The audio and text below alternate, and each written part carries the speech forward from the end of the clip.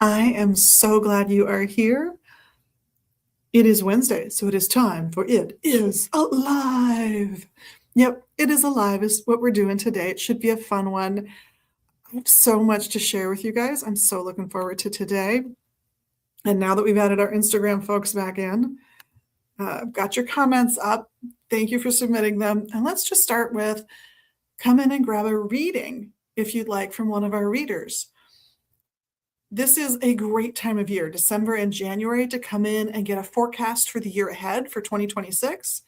But it's also great to get a general reading at this time of year, as well as if you've got something specific you'd like help with, come on in and grab a reading.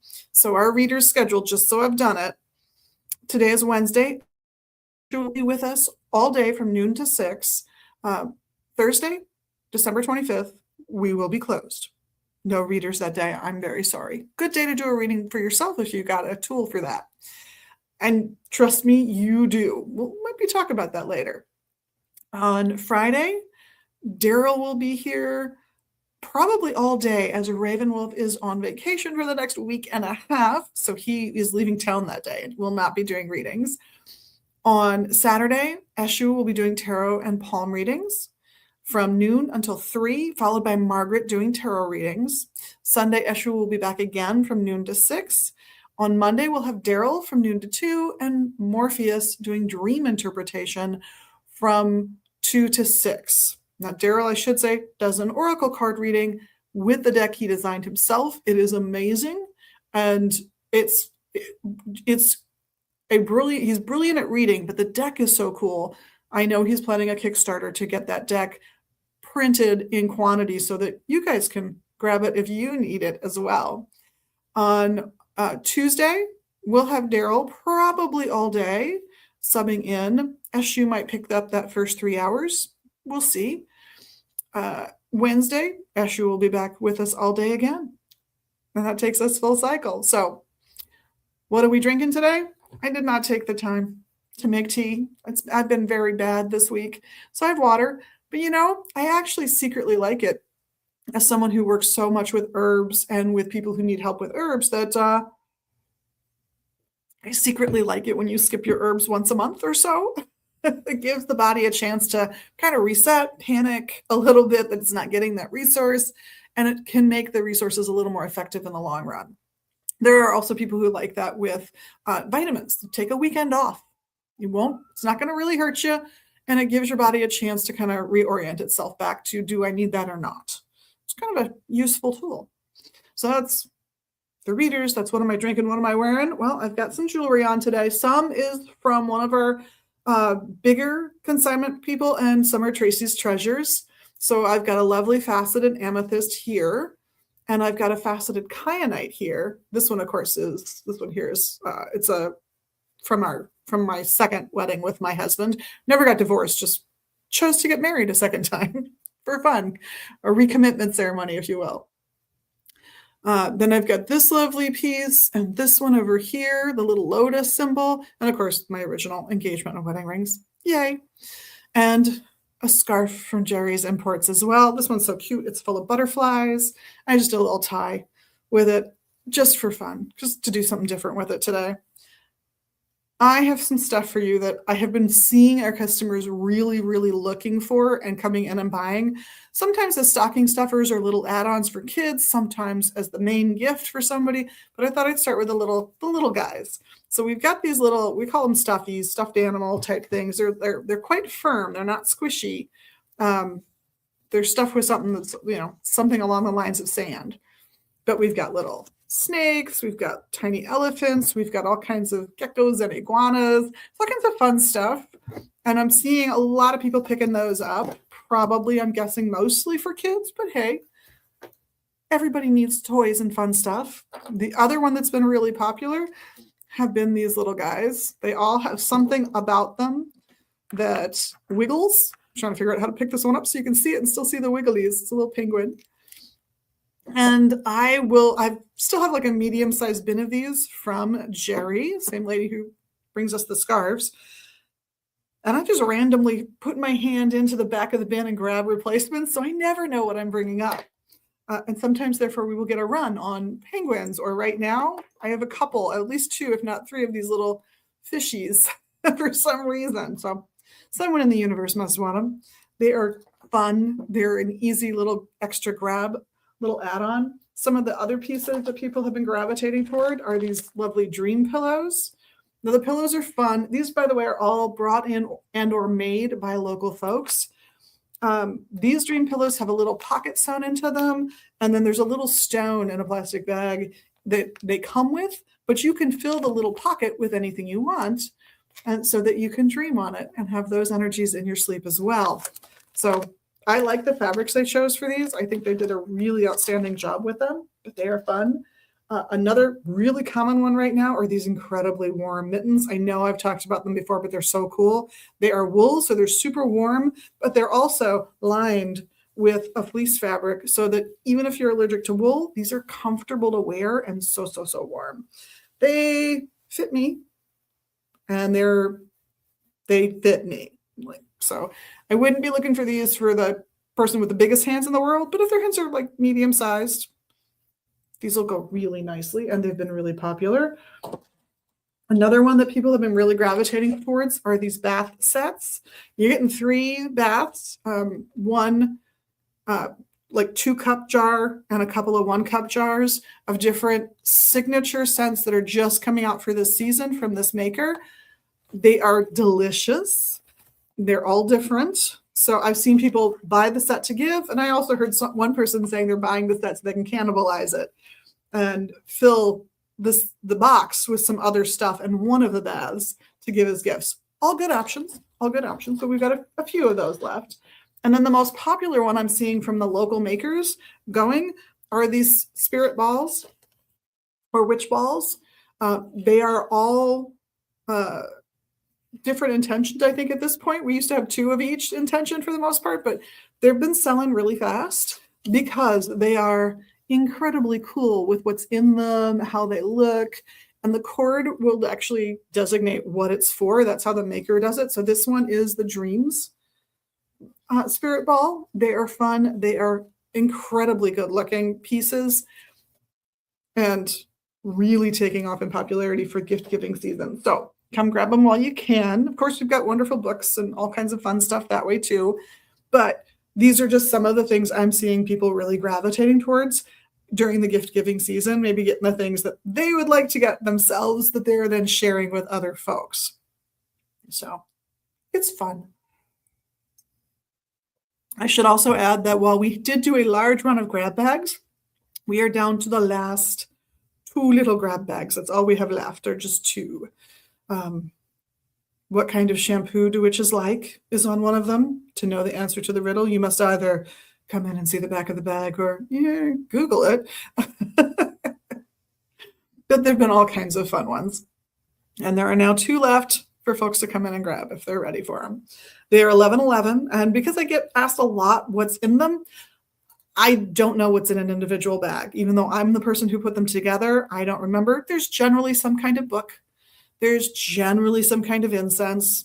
There might be stones. There might be a tarot deck or an oracle deck instead of a book. There might be like a 1-card reading might be in each box. In each bag, it really, really varies what goes in them. I don't think I got to the mini dream catchers as one of the possibilities, but stone points went in some of them. It varies pretty widely, to be honest. You never know what you're going to get. That's part of the fun of the grab bag, but they're usually worth 2 to 2.5 times what the price is on the outside. So sometimes they're worth more. I've got to be honest. I don't usually change what I put in the gift bag, whether it's a brand new book or a used book. The ones with brand new books are worth even more, just as a general rule. And I know some new books and some new decks went in some of the bags. I just don't know which ones. I have absolutely no idea. So come in and grab those last 2. I'm kind of assuming they're going today because it's only 2, but we'll see what happens. So that's all the stuff. Oh, I can show off. I don't know when these will go on the floor, probably sometime next month, but we have a new shipment of earrings from Natasha's Things. These are always fun. I am assuming that there's an email that gives me the pictures so I can put them online. For those of you who can't come in to check them out, her stuff does go up online. They're always quirky. They're always fun. They're always just a laugh. She does a really good job designing what she's going to put up. This is the teacup and saucer. Some of them are even, and some of them are clearly a matched pair, but they're not the same. Like here's an even one. It's beautiful. I'm guessing, oh gosh, what are you? Could just be glass. I'm not sure in this case, but there's a couple of good possibilities in the stone world I can think of. But you never know what you're going to get when you see Natasha's things. Some of her earrings are up on our website now. These just came in, and unfortunately, they came in without an appointment, so I did not set aside time to process these in, so they're going to sit for a little bit. But there's a collection about as big as the ones that I've got here on the store floor and online right now. What have I got here? It looks like I've got about 16 here. There's somewhere around 12 to 16 out on the floor right now. So really looking forward to getting these out on the floor when I can. And the themes really are fun. Like glow in the dark earrings. Anyone? Come on. They're just cute. So that stuff. What's happening? Oh, we haven't done what's happening. The readers, yes, but not what's happening. Let's talk about that. First thing I should share is that the year one of the 3-year herb program is starting up again in January. We've got people signed up. There's a little more room if you're interested. This is a class that traditionally meets one evening a week for 1 to 2 hours, depending on the subject we're covering that week. So in one of the classes in a given month, we will talk about 9 to 12 individual herbs. That's the Materia Medica class. In the diagnosis class, and by the way, that one's the 2 hour. That's the long one. That's the 2-hour class. In the diagnosis class, we talk about a visual form of diagnosis and the fact that you need at least 3 confirmation points from different methods to kind of feel like you're justified going out on that diagnostic limb. That we do 8 different diagnostic methods in the 9 months of the year 1 program. We spend a lot of time defining what different colors mean in the first 2 classes when we're covering facial diagnosis. So that's why there's only 8, even though it's 9 months. In remedies, in year 1, we go over lots of different kinds of remedies. We're usually talking about 2 or 3 kinds of remedies and putting something together. And those 2 classes are 1 hour each. Both diagnosis and remedies are each 1 hour in those evenings when we meet for those. And then the other class is organ systems, or the fancy name somebody gave it, which I do love, is the body and its relationship to herbs. And in this class, we're going to spend maybe 20 minutes on anatomy and physiology. We'll get into the basics of the organ we're talking about.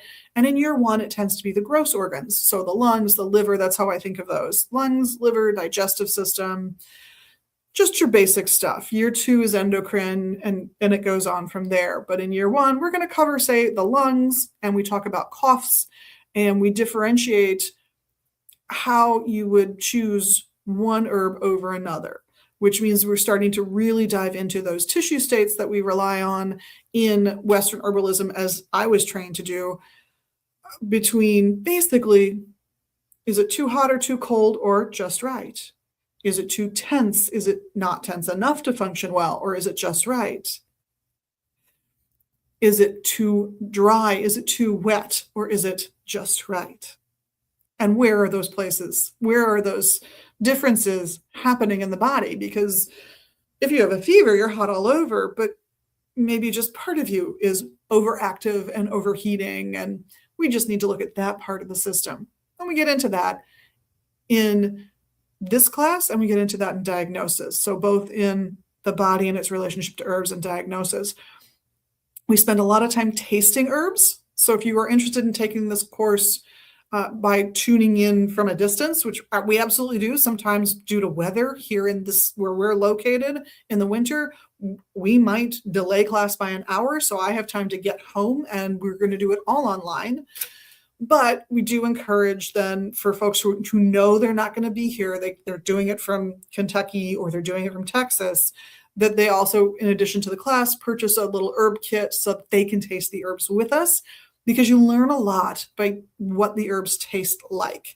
There was an herbalist here in Minnesota who once said, his name was Tismal Crow, and I will not get the quote right, but the gist of what he was communicating was, if you're a good herbalist, you should be able to be dropped anywhere in the world that has vegetation, and by looking, have a pretty good idea of what most of those plants do. You look, you taste, and you should be able to suss out a lot just from that. I think he was a little more harsh in how he phrased things, but but there you go. So that class is coming up, meets for 1 to 2 hours. Like there's a 2-hour class, there's an hour and a half class, and that's the organ systems class, and remedies and diagnosis are each an hour for 9 months. There's a lot of things involved, so I don't recommend stepping in after the program starts. I do recommend starting from the very beginning, but we've got folks signed on, so I'm definitely doing it. So come on down if you're interested, get yourself signed up. It's a blast to do. Other events that are coming up in the next few weeks, this Saturday, the 27th, if you have had enough of the fam and you just need a little escape, fascinating astrology class with Adam, the astrologer. Really nice class, happens at 3 p.m. this Saturday, December 27th, 2025. The following Sunday at 10 a.m., we're doing the Intro to Gardnerianism class. That's before the store opens, so you want to get there pretty close to on time. Got a really nice crew shaping up on that one, and really looking forward to everybody else joining us as they're ready. At noon, there'll be a Reiki share on the 28th. That's the Sunday.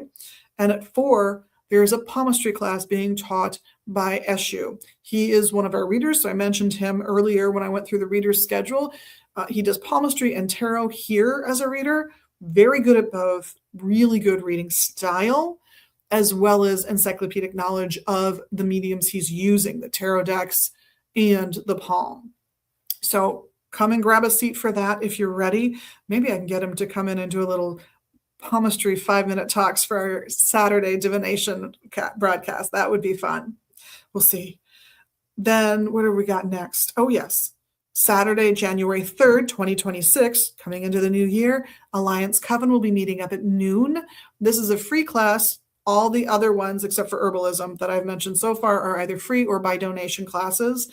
Introduction to a Religion tends to be a free class here. That's just the people tend to want to volunteer their time for that.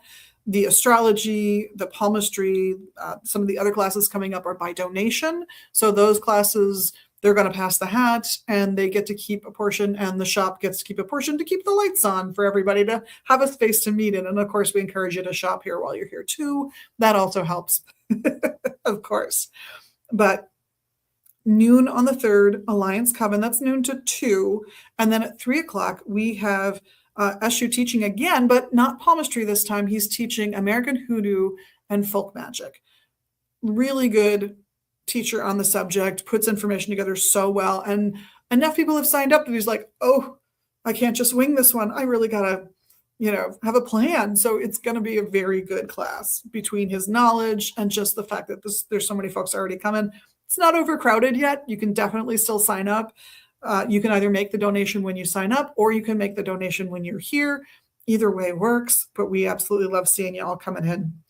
On Sunday, the 4th of 2026 in January, we have Gateway to the Gods at noon. And I was thinking about doing Baybean herb, but now I'm thinking maybe Calea Zakatachichi. Why? Because we've got some Calea Zakatachichi in stock, and I'm excited for that. So, and it's a little heavy, more heavy hitting. Baybean is an herb you'll often see combined with some of these other herbs. So we'll do it eventually, maybe January, maybe February. Give me a vote if you're interested in attending, what you'd like to see. At 3 o'clock on Sunday the 4th will be Chaos Magic. That is taught by Raven Wolf, a great teacher here. Should be a lot of fun. And then the following weekend on Saturday the 10th at noon, we have Alliance Coven again. And on the following Sunday on the 11th of January at 10, again, before we open, that Intro to Gardnerianism. And later that day at 3:30, Nancy Antonucci's Tarot Lab. Always a full class, really good. And then I wanted to just mention the following weekend on Saturday the 17th, we'll have the Container Magic class that Daryl has been offering. That's at 3. And on Sunday the 18th, Reiki 1, which Folks are signing up for it already, so get your spot if you want to start the new year with a new you and a Reiki first initiation and class. It is always a good time. How long is the class? Depends honestly on how many people sign up. The initiations are still done traditionally one-on-one with meditation time for the people not going through the rite at that moment. So a few hours of lecture, time for each individual initiation. So I don't know. It depends on how many people are there, but figured 10 to 15 minutes per person. And then some time to practice the things we've been talking about already. So lots of fun. And of course, there'll be more coming up, including a used book sale is going to be coming up near the end of January. So stay tuned. We've sorted through a whole bunch of estates that have come in the last few months and at least have a rough idea of where things are going, what we're going to be charging for things. So we'll see. But end of January, we'll be opening part of the downstairs collections that go up online, as well as having more used books up here. I'm looking forward to maybe getting a couple more bookcases in our hallway right behind me on the other side of the wall that's behind me so that we can get more used books up here for you guys. But I've also got a couple bookcases plus worth of stuff that's waiting to go up online. That's a little bit more, spendy, but still quite affordable for the most part. So, and there's some interesting pieces and there's some fun stuff in there. So that's what's happening. I think I'm going to sneeze. Give me a second here. Oh, thank you. Sneezed away. And that brings me with what I thought I'd talk about today. And I was listening to some other commentators online, and gosh, I listened to a few where like, I can't talk about that. I just think that's silly. I can't do that one. But then somebody started talking about patron deities and what that means and how that works. And I thought, wow, that's a really important and good topic, because every once in a while there's like a wave that goes through some of these communities, pagan communities, witchy communities, sometimes even ceremonialist communities, I'm noticing, and others, I have to admit, where people are starting to sort of boast about having a patron deity. They're excited to be having a patron deity of some kind. And when you talk to some of these folks, they have a patron deity. And when you talk to some of these other folks, that's not really what we're talking about. We're talking about a deity they like, that they're going to return to when they feel the need, but not necessarily a patron. And the difference is interesting, I think. And I think there's a couple ways to develop a relationship with a patron deity, but I think the key word is relationship. This is a deity that you are compelled to worship. This is a deity you're compelled to develop a relationship with, that you are compelled to get to know really well. You might choose to do this because you have been getting little knocks energetically, psychically, what have you, and it's as though there is a deity that is out there that is demanding your attention. That's fantastic. They're saying, I like you. I want to work with you. That's the beginning of maybe having a patron deity, a patron god, or a patron goddess. They're not truly your patron if you're not in relationship with them, though. Again, that need, I would make it the difference between an acquaintance and a partner or a best friend. That partner or that best friend is somebody you're going to communicate with frequently and regularly because you're excited to spend time with them. You want to spend time with them. You're happy to see them. They are happy to see you. It's a fantastic relationship. Now, if we're doing that with a god or goddess, we're starting to talk about developing a patronage relationship. They're going to help you. You're going to help them by worshiping them. There is a second way. They might call you, but there is a way you can call them. So let's say you've been reading up, you've been looking at pantheons that you are interested in, and there's a particular deity that strikes you, that really kind of captures your heart and your attention. You can begin the same relationship by worshiping them, doing a rite to them, seeing if you get a response. You can try and draw down that deity, for example. uh, or let them ride you, depending on your vocabulary. I don't really care. It's the same process for all of these different traditions, really.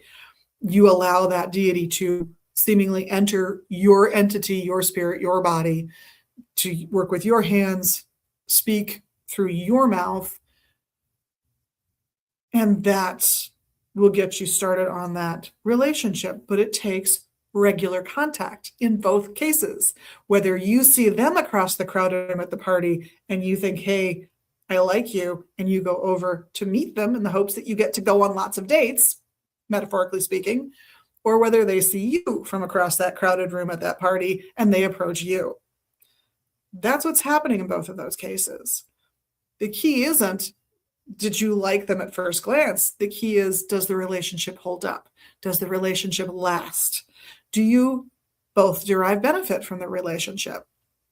Do you perhaps set out an altar to them specifically that you go to on a regular basis and a frequent? I'm not saying daily necessarily, but daily is always what comes to my mind for this kind of working, but at least a few times a week. I mean, how often do you talk to a really, really close, good friend? It's usually more than once a week, right? How often do you speak with a partner? Usually more than once a week. So this has got to be a deity that you want to approach the altar of, that you want to approach on different levels in order to connect with them and with the energy they're providing. Now, if I'm selecting the deity for myself, I'm picking a deity who has traits, personality traits, characteristics that I aspire to, that I don't quite think I'm good at yet. Maybe I want to be more forthright. I'm not going to pick Daphne. I'm not going to pick some of the more timid deities out there. I'm not even going to pick Persephone. Might pick her mom, but I'm not going to pick Persephone, right? Too much happens to that person. If you're feeling like you need to be more self-assertive, you need to be more upfront about your personal space, your personal rights, getting respect from people, then I would pick a deity that demands respect. Because by working with them, you are working with those personality traits. You get to practice those personality traits, in fact, and that helps you put them into effect and bring them into your own life. Do you maybe light a stick of incense that is in the flavor palette that they're associated with? Maybe they're associated with citrus scents. Do you maybe take a little essential oil that's mandarin or sweet orange or lemon or lime and put that on a diffuser? Or even make incense. It's super easy to make stick incense, by the way, if you buy punk sticks. Punk sticks are just scentless sticks. They're just the charcoal and the medium, the scent will go on.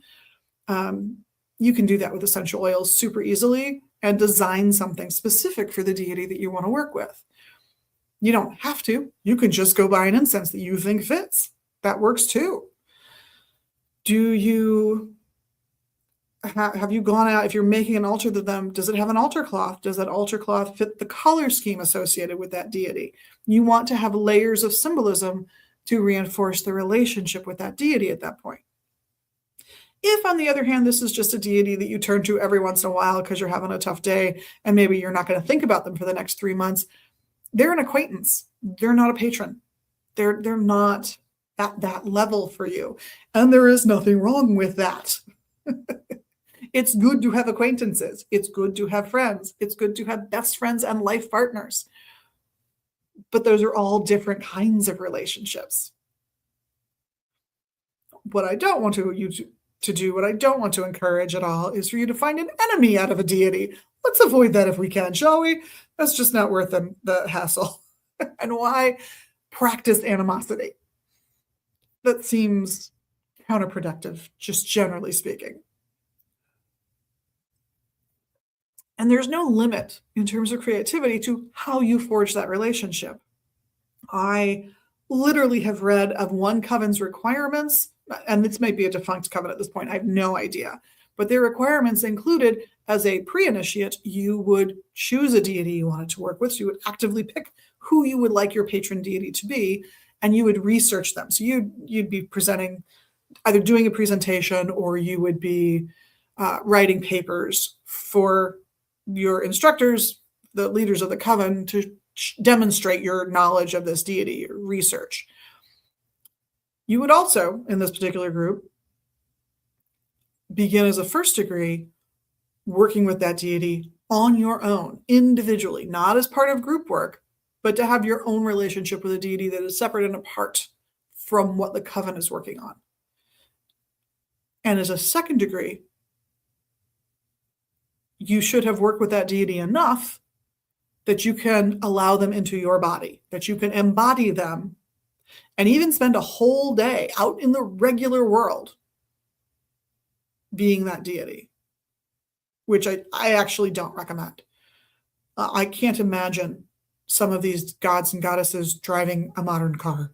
And I don't want to take the time to explain it to that deity if they're not aware. They might be, they might not be. It really depends on who you picked, what their relationship is to the outside world right now. I don't want to, there are things I wouldn't want to do. But to let them fulfill your body and get messages from them, however you do that, whether you record yourself with your phone, whether you allow them to write you messages so that you can retain that knowledge when they leave your body. Because for some people, they can't remember what happened when that deity enters their body. For some people, they can remember, but they don't feel like they have control. And for others, it feels cooperative. I'm sure it varies from person to person and deity to deity.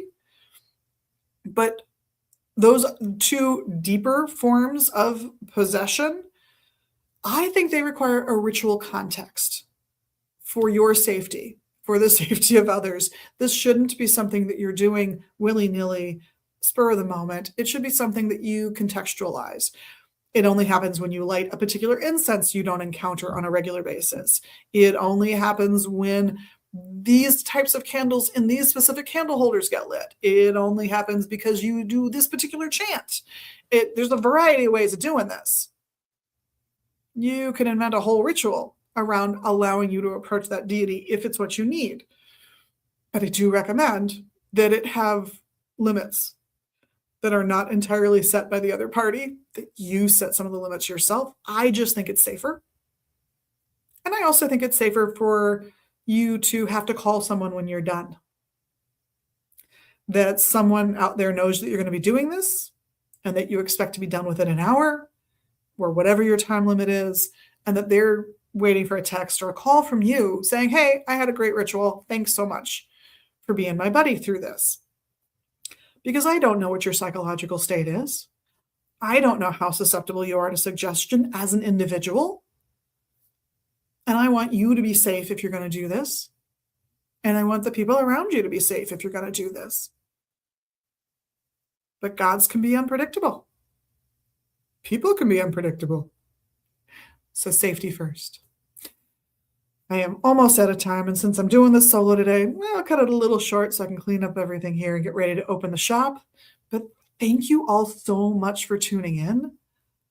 I really appreciate it, and thank you for being your best magical you. We all here at the shop really value you personally, individually. And of course, we like the little magical things that you can do right here, right now, the likes, the shares, you know what they are.